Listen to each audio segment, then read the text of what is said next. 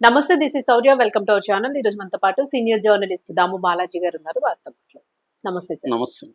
Sir, ఈ khoa bun కి సంబంధించిన ఇష్యూ పెద్ద ఇష్యూ లాగా ఒక ఇండియాకి సంబంధించిన కాంట్రవర్సీ లాగా చేస్తూ ఉన్నారు. సో దీనిలోని పొలిటికల్ లీడర్ కూడా ఎంటర్ అవుతూ ఉన్నారు. ఈవెన్ లోకేష్ గారు కూడా ట్వీట్ చేశారు. సో అసలు మనం దీన్ని ఎట్లా తీసుకోవచ్చు? మెయిన్ మీడియా కూడా కొట్టుకుంటా ఉంది ఈ ఇష్యూలోని. అంటే మామూలుగా సోషల్ మీడియా వచ్చినాక ఏది ఎప్పుడు వైరల్ అవుతుందో ఎవరికి తెలియదండి. చాలా చిన్న అంశాలు కూడా వైరల్ అయిపోతుంది. సో ఇప్పుడు మేడారం జాతరలో మొన్న షేక్ షావలి అనే ఒక అబ్బాయి ఒక కోవా బన్ను అనే పేరుతో 10 రూపాయలకి దాన్ని అమ్ముతున్నాడు. సో దాని మీద ఒక ఛానల్ వాళ్ళు వివాదం చేశారు. అది అట్లా వెళ్ళిపోయి ఫుడ్ జిహాద్ అనే స్థాయికి, ఎందుకంటే అతను ముస్లిం కాకుండా ఇంకా వేరే పేరుతో వేరే ఉంటే ఇంత పాపులర్ అయ్యేది కాదు. ప్రధాన కారణం ముస్లిమే. ఎందుకంటే అక్కడ అనేక మంది చాలా మంది కూడా ఇలాంటివి అమ్ముతుంటారు. సో ఎప్పుడైతే ముస్లిం వచ్చేసరికి దీన్ని హిందూ సంఘాలు కావచ్చు, లేకపోతే చాలా మంది హిందూ అభిమానులు కావచ్చు, దీంట్లో ఇంకా రకరకాలుగా కోడిగుడ్డు మీద ఈకలు పెట్టినట్టు పీకి ఇదంతా కూడా ముస్లింలు ఒక ప్లాంట్ గా చేస్తున్నారు. మొన్న ఆవిడ మాట్లాడుతుంటే విన్నాను నేను ఛానల్లో. ఆవిడైతే మొత్తం వీర్య కణాలన్నింటినీ పిల్లలు పట్టకుండా చేస్తున్నారని చెప్తుంది. దానికి ఎవరు కామెంట్ కూడా పెట్టారు, అట్టయితే ఇతనికి పెద్ద సైంటిస్ట్ అవార్డు ఇవ్వాలి. ఎందుకంటే పిల్లలు పట్టకుండా డాక్టర్లు పెద్ద డబ్బులు తీసుకొని ఆపరేషన్లు చేస్తున్నారు. సో మీకు పిల్లలు వద్దనుకునే వాళ్ళందరూ ఇతను కోవా పనులు తింటే ఇంకా పిల్లలే పుట్టరు మీకు. సో మీరు అసలు కాంట్రాసెప్టివ్ సర్జరీలు కానీ లేకపోతే చేసుకోవాల్సిన అవసరం లేదన్నట్టుగా చెప్తున్నారు. అంటే జనరల్గా ఏంటంటే ఫుడ్ అడల్టరేషన్ అంటారు. ఫుడ్ కల్తీ, ఆహార కల్తీ అనేది సర్వసాధారణం. దాని మీద ఫైట్ చేయాల్సిన అవసరం ఖచ్చితంగా ఉంది. అది రిచ్ అయినా పూర్ అయినా ఎవరికైనా ఇతను ఇప్పుడు నిజంగా ఇతని ఫుడ్లో కల్తీ ఉంటే ఖచ్చితంగా ఫుడ్ సేఫ్టీ అధికారులకు చెప్పాలి. వాళ్ళు వచ్చి టెస్ట్ చేస్తారు. ఏమన్నా ఉంటే వాళ్ళ లీగల్గా చర్యలు తీసుకుంటారు. ఇప్పుడు అనేక హోటళ్ళ మీద ఈ మధ్యకాలంలో దాడులు జరిగాయి. దాదాపు బ్రహ్మాండమైన హోటల్ అనుకునే ప్రతి హోటల్లో కూడా అనేక గందరగోళాలు జరుగుతున్నాయనేది చెప్తున్నారు. కుళ్ళిపోయిన చికెను, ఎప్పుడుదో రైసు ఇలాగా ఫ్రిడ్జ్ లో పెట్టేసి ఉండడం, ఎలుకలు, ఇలాగా కిచెన్ లో నీట్నెస్ లేకపోవడం, హైజీన్ లేకపోవడం, ఇలాగా కామన్ అయిపోయింది. సో దీని మీద అధికారులు ఎప్పటికప్పుడు రైడ్స్ చేయడం చేస్తున్నారు. అట్లాగే ఈ మధ్య కూడా యూరియా ద్వారా పాలు తయారు చేస్తున్నారు గుజరాత్లో అనేది పెద్ద నేషనల్ వైడ్ న్యూస్ అయింది. ఇంకా లడ్డులు గొడవ అంతా మనకు తెలిసిందే. అదేది కదా కల్తీకి అనర్హం అన్నట్టు దేవుడు లేదు, ఏమి లేదు, వ్యాపారమే ఫైనల్ గా రూల్ చేస్తుంది. సో ఈ నేపథ్యంలో ఇది నిజానికి ఈ ఫుడ్ లో బాగా వాళ్ళ డౌట్ ఏంటంటే 10 రూపాయలు నువ్వు ఎలా ఇస్తున్నావు అనేది. అతను ఎక్స్ప్లెయిన్ చేసినా వాళ్ళు కన్విన్స్ కాల. నువ్వు అడిగిన ప్రశ్నే నువ్వు కావాలని అడిగినప్పుడు ఎంత కన్విన్స్ కారు. ఇప్పుడు అట్లా మనకి అనేక ఫుడ్ ఐటమ్స్ చీప్ గా పెడతా ఉంటారు. ఎందుకంటే వాళ్ళు అట్రాక్ట్ చేయడానికి చీప్ పెడతారు. అట్లాగే నిజంగా పడేది చాలా తక్కువ. ఇప్పుడు వాటర్ బాటిల్ ఉంది 20 రూపాయలు, నిజంగా వాటర్ బాటిల్ 20 రూపాయలు పడుతుందా? పడదు కదా. మనం పోయి లెక్కేసి చేస్తే అంత పడదు, కానీ చేస్తూ ఉంటారు. కాబట్టి ఇది పెద్ద ఇష్యూగా మారిపోయి ఫుడ్ జిహాద్ స్థాయిలోకి వెళ్ళిపోయింది.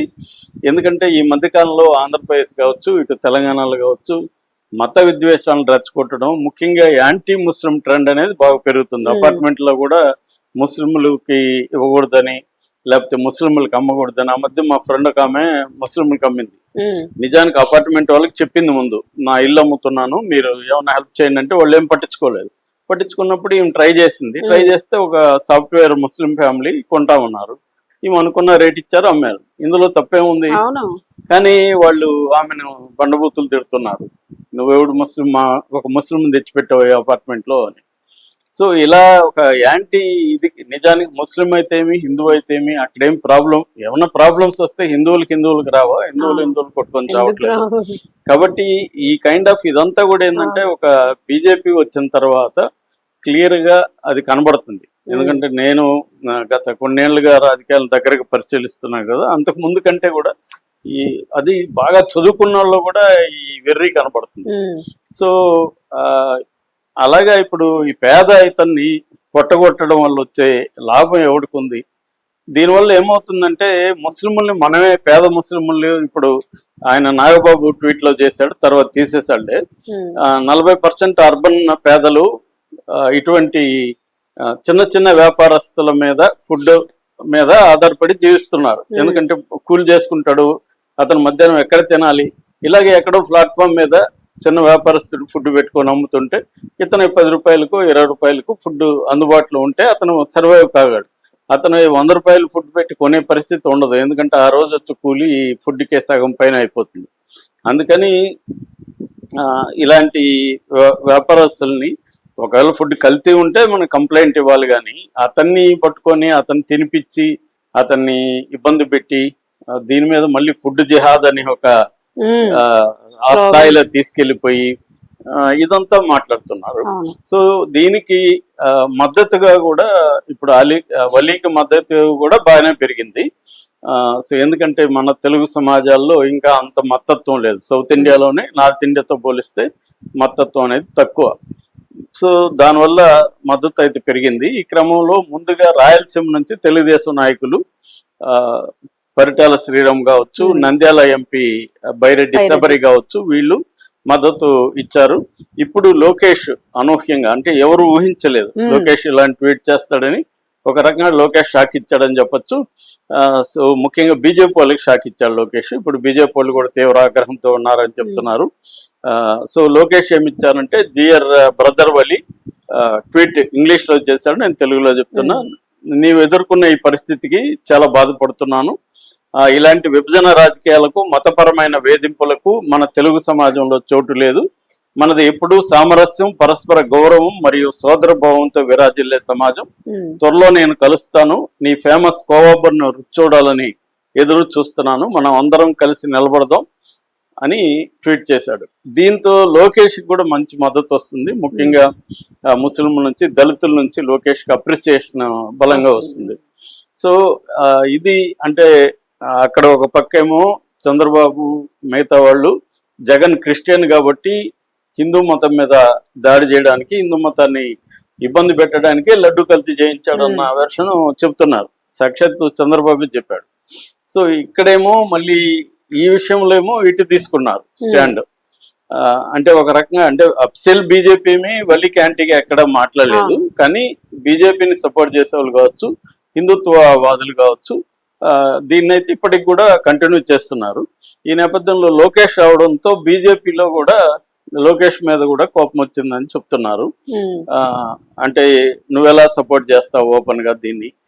ఒక ఫుడ్ కల్తీ ఉన్నప్పుడు నువ్వు విచారణకు ఆదేశించాలి, కానీ నువ్వు అతన్ని నేను ఫేమస్ కోవాబన్ తినాలనుకుంటున్నాను నువ్వు ఎలా చెప్తావు? ఎందుకంటే అది అనేక పేదలే తింటారు. అవి పేదలకి ఆరోగ్యం మీద అది ఒకవేళ కల్తీ ఉంటే ప్రభావం పడుతుంది కదా. ముందుగా దాన్ని నిర్ధారించాలి, అది అతనికి అమ్ముతున్నది కల్తీనా కాదా అనేది బీజేపీ వాళ్ళ ఆర్గ్యుమెంట్.